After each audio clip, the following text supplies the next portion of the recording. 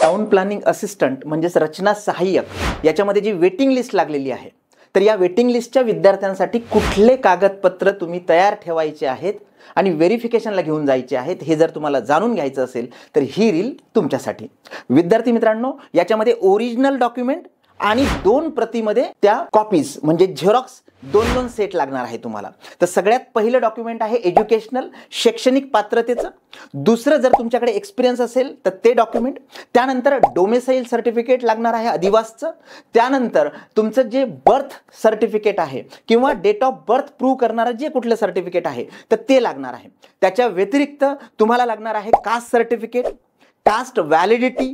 जर तुम्ही NCL मध्ये मोडत असाल तर नॉन क्रिमिलियर सर्टिफिकेट, EWS मोडत असेल तर EWS सर्टिफिकेट. म्हणजेच तुम्ही ज्या कॅटेगरीशी बिलॉंग करता त्या कॅटेगरीशी संबंधित डॉक्युमेंट तुम्हाला सादर करावं लागणार आहे. याच्या व्यतिरिक्त तुम्ही प्रकल्पग्रस्त, भूकंपग्रस्त, ऑर्फन, ओके, या कॅटेगरीमध्ये जर जात असाल किंवा स्पोर्ट्समध्ये जर असाल तर त्या संबंधीचे जे काही कागदपत्र लागतात ती सगळी कागदपत्र तुम्हाला सोबत ठेवायची आहे. ओरिजिनल आणि 2 प्रत म्हणजेच झेरॉक्स. धन्यवाद.